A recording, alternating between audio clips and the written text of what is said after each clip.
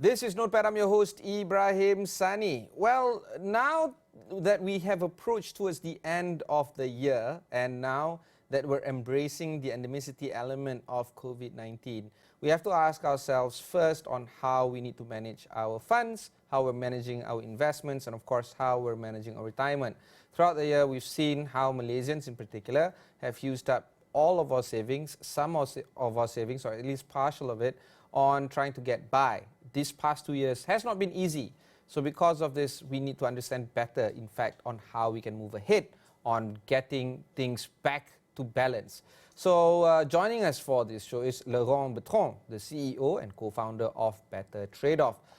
Laurent, maybe we can start off with why do you feel that people's struggles are right now, very hard to meet their retirement goals, despite having more digital financial tools right now at their disposal? Very good question. Thanks for having me here today, Ibrahim. And you're right. There is more tool today available to everybody, and yet a lot of people feel that they're struggling with retirement. And it boils down to a few things, and very simple to understand. One, there's a lot of information around, but not always very clear which one is relevant for me and how do I apply it. It's kind of lost in the jungle where so many trees around, and I don't know which one I should look for to help me. So that's the first thing. I think the second thing, and it's related, is clarity. A lot of tools are either too simple to be really relevant because they might guide you, but they don't answer the question is what is it for me? What do I need personally? The other side is some of the tools are so complex that fundamentally you need to be an expert to understand how to use them. So at the end of the day, you go back to what you have, your friends, your colleagues, sometimes a professional you trust to get an answer, but it's still not easy to know if you can trust it. And so the easy solution for many is I can wait for retirement. So though you have the mandatory mechanism in place, but for a lot of people, it can be quite stressful to consider how much do I need, what can I do, and the likes. And that's where our company come into the place.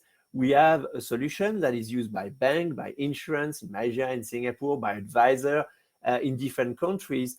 We're trying to make this available to as many as possible. So now they can have access to sound financial planning, which is personally relevant for you.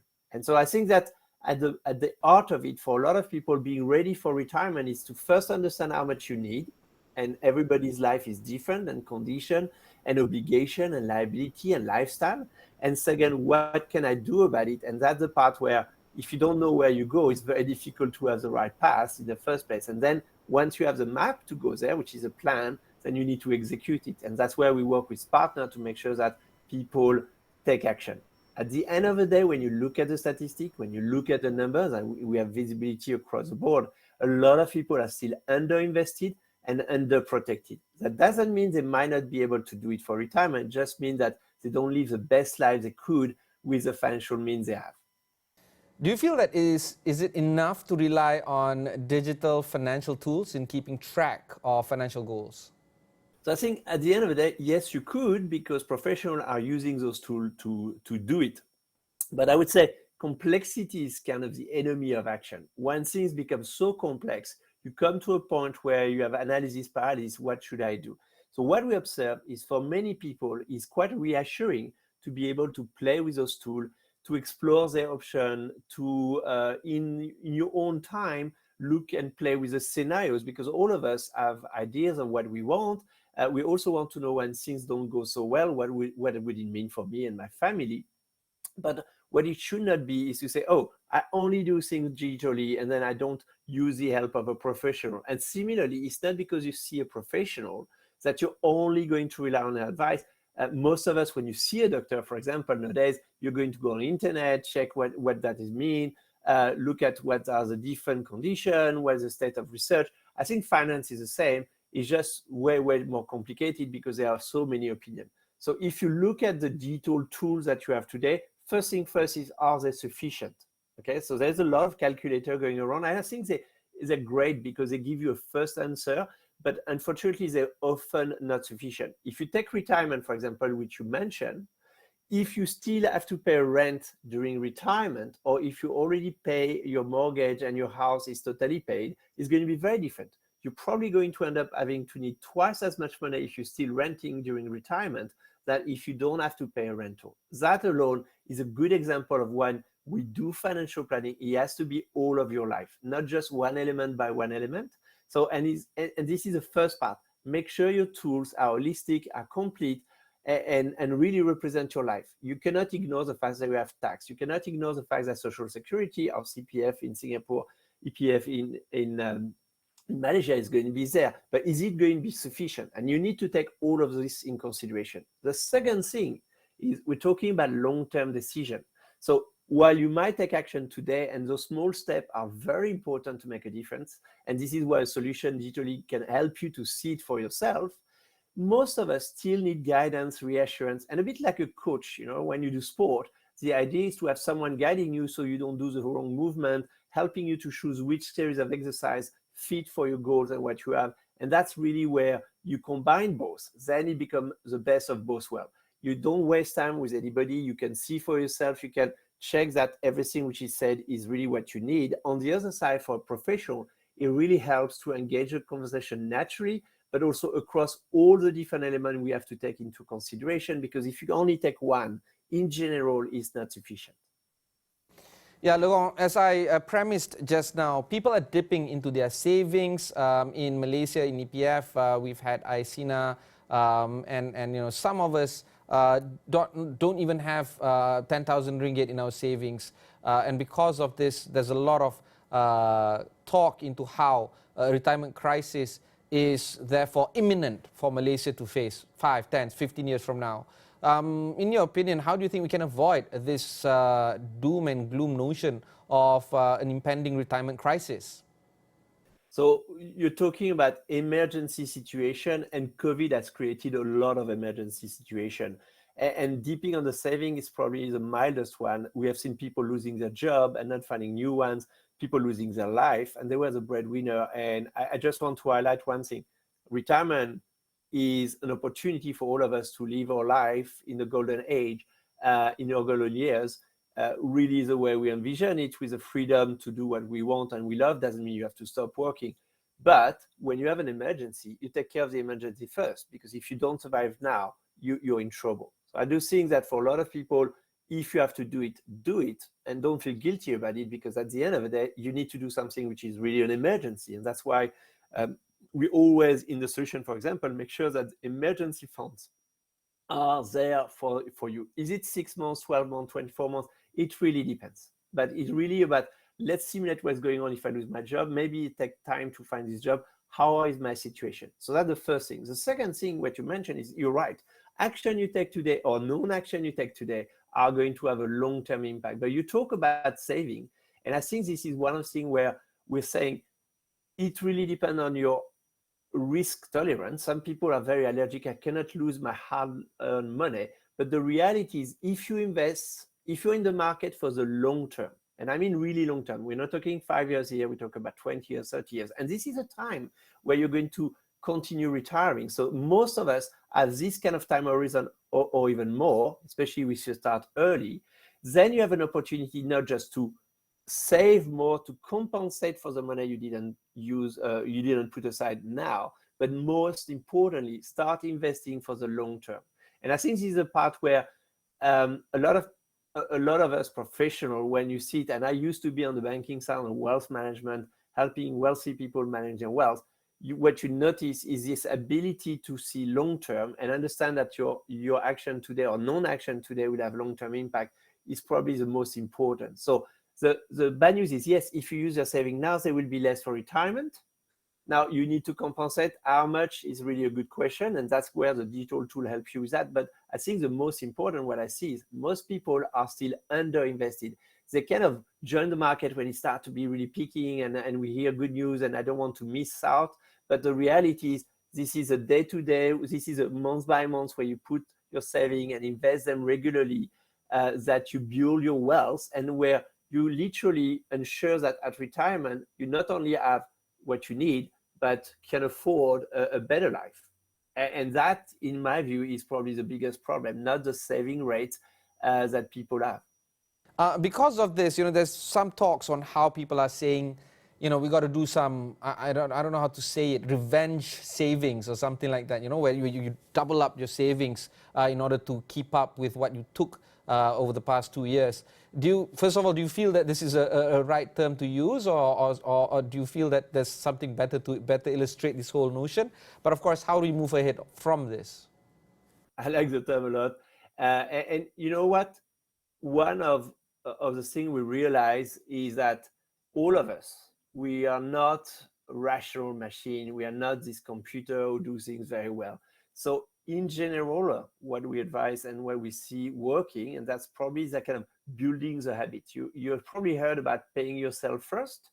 So you receive your paycheck, first thing you do, I save and invest in the different buckets. We can be retirement, education for my kids, putting aside monies because I have a project of starting my own company, whatever you're trying to do, or the down payment for your house, because finally I want to buy a property so that I don't have to pay a rental. It is mine, it's my dream to give it to my kids, all of those things.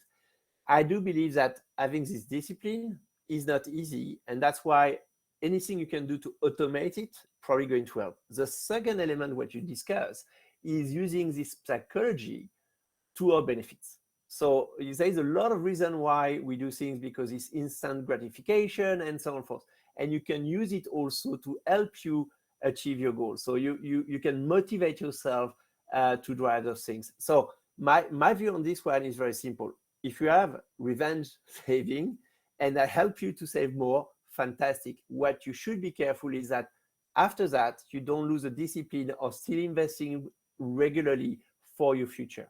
And there are ways of doing it. You can, I think the biggest contribution to wealth when we look at the statistics for many people is still property. And there's a few reasons.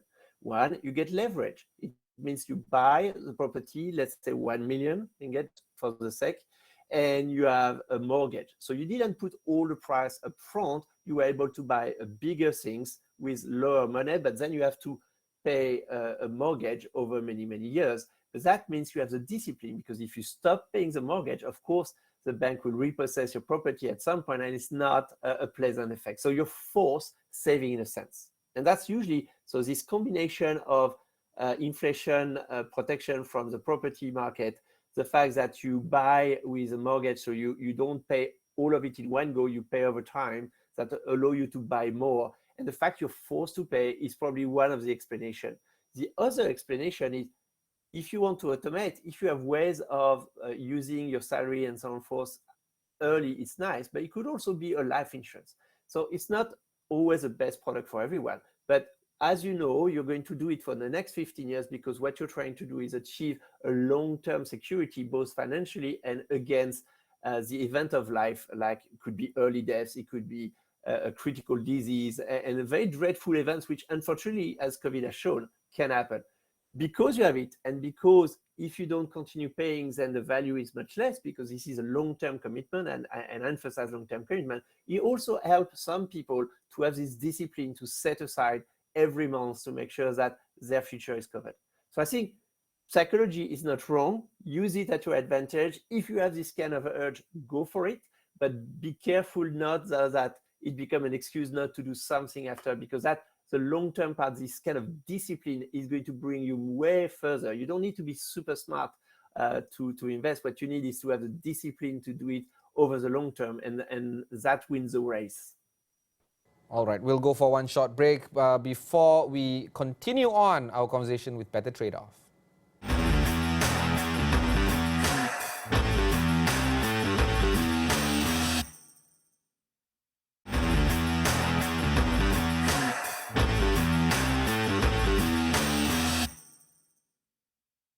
Welcome back. This is Notepad. I have Laurent Bertrand, the CEO and co-founder of BetterTradeOff. Laurent, before we went for the break just now, you were talking about a lot of elements where it's already entering human psychology or behavior modulation. It's not just about financial planning any longer, in my opinion.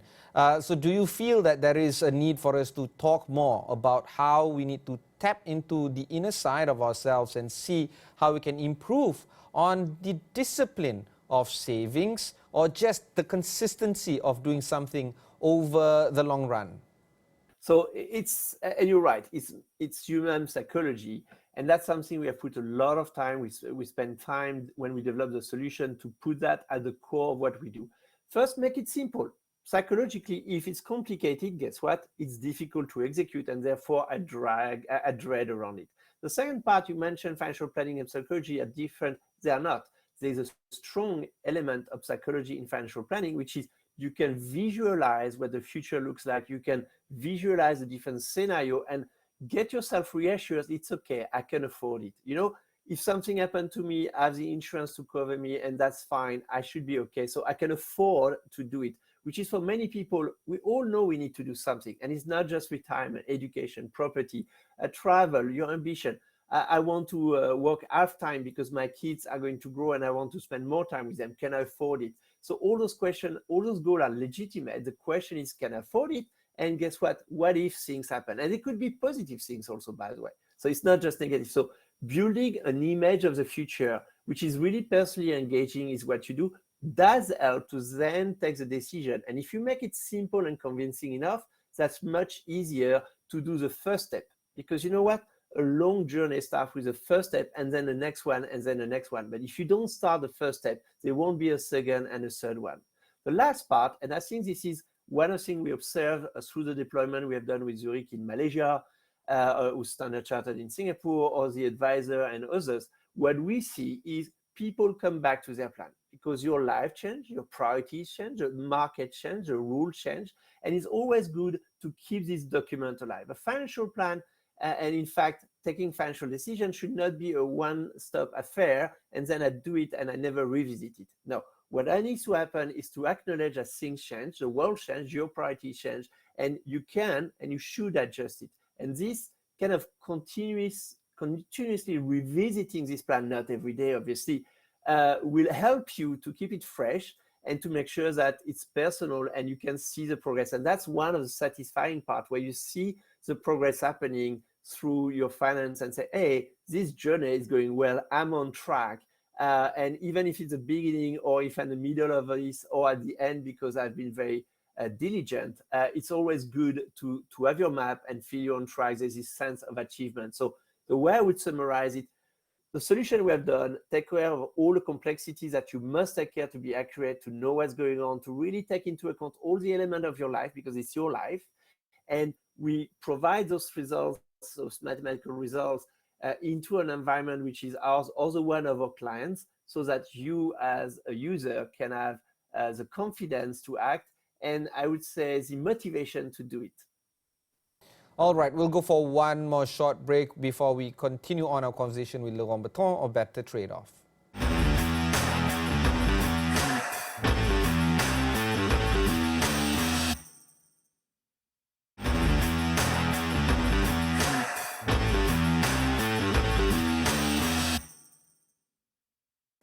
Welcome back. This is Notepad. I have with me Laurent Bertrand, dialing in from Singapore. Laurent, digital financial tools and professional advice is one and the same, or sometimes being seen as a complete package. How do we marry both such that individuals only using digital financial tools can better meet their financial goals? So if you're someone who prefer to have a purely digital experience, it's okay. First thing first. Every preference exists in the market, and I think that's one of the beauty of what digital tools allow you, is to have the flexibility to do one, the other, or both. When we started our solution, we recognized one thing. The real difficulty for many is that we procrastinate. We know we need to do something. I get some extra money. Now I'm going to do something about it. Is it enough? I don't know. And should I do that systematically? Probably. But the reality is, for a lot of people, they are lost. So when you go digital, you can use a tool like ours or other tools. We're not saying we're the only one, but use a tool. Try to see what you need to do. Try to see what's your situation, what you want to achieve, and how you can achieve it. But I do think that most people, when we look at the situation, they want a combination. They might want to start with a tool like us and explore what their situation and understand how retiring later is helping them or not, how early they can retire if they do things right. But in most cases, and sometimes from a regulatory aspect, they still need a professional help. So not all product can be bought without professional help, and there's a good reason for it, because there's a lot of technicity around those products, and you want to make sure as a regulator that people buy the right product. So having professional help is mandatory. But also for most cases, what we observe is we tend to talk to our friends, to our family, to our colleagues, people who know someone, because we want reassurance, we want explanation that we can understand. And so our view of the world is it's not a simple calculator, it's not a super complex solution by a professional that you don't really understand, it's not funny, it's both.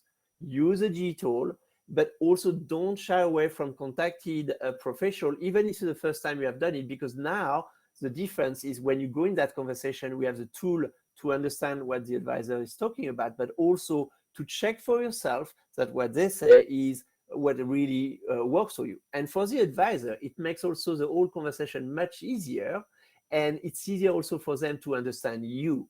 Because you can imagine that if I have to take into account all the different elements to build your financial plan, that can be a lot of discussion, and a lot of people might not feel very comfortable disclosing that to an advisor, because how is it helping me to get a better advice? Is this person trying to sell me only a product?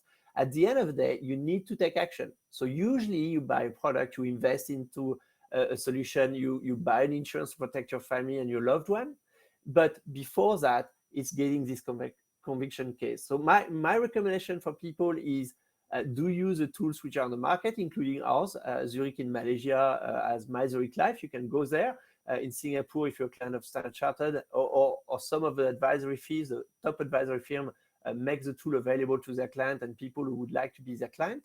But you don't have to stop there. And I still believe that there is a huge role for a financial advisor to provide this coaching, guidance, advice, financial advice, which is tailored to your need, and they have the experience to guide you. It's just that it's not either or. We think that both is working, and we think that most people, unfortunately, don't benefit from those professional advice enough today.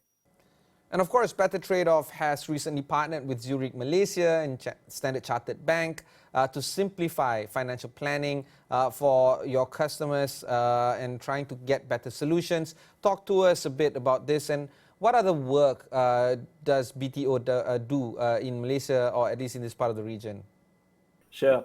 So those partnerships for us is part of the logic of working with people who are already established to bring the benefit of sound financial advice to a large population. So when you do that with Zurich, and Zurich has made it available to everyone in Malaysia, you have the chance to impact as many lives as possible. Second, we recognize that we try to do what we do best, but also partner with people who can complement what we do, so that you as a consumer, or you're my family or friends, you can really at the end up doing what is good for you. So our job for us is not to provide the best product. That's not what we do. What we do is to help digitally consumer and company like Zurich and the agent who represent them to really get a better solution for their life, something which is benefiting them. So working with really established players in the market help us to reach out to a larger population, help those companies to really serve more people and to serve their client better, and to provide innovative engagement that's going to lead for them to higher sell and for their consumer to a much better place. And so that's kind of the idea. We always see ourselves as an enabler in the industry, where we put the consumer, the advisor, and the company like Standard Chartered and Zurich together and make it easier to engage. On the interesting stuff that's happening is, while we are based in Singapore, we have always, our objective has always been to bring our innovation not only in Asia, but in other locations. And so we're exploring works with other institutions in Europe and in USA. And I think this is one of the things which I personally feel very, is one of our mission as a company, is to really help bring the benefits of sound financial advice to many people. And it means financial literacy, not like a book, but the ability to understand the consequences of your action, irrespective of your background. You don't need a degree, you don't need to be a scientist, you don't need to be a banker or an insurer. Everybody has the opportunity to educate themselves about their finance, understand how it helps them in their particular capacity. And I think for us, our objective at the end of the day is to make sure everyone has a chance to access this in a way which is as simple and free as possible. All right, thank you very much, Laurent. It's been a pleasure talking to you. That was Laurent Bertrand, the CEO and co-founder of BetterTradeOff. If you've missed any part of this conversation, just head on to astroawani.com, look for Notepad over there. That's it for this episode. My name is Ibrahim Sani, signing off.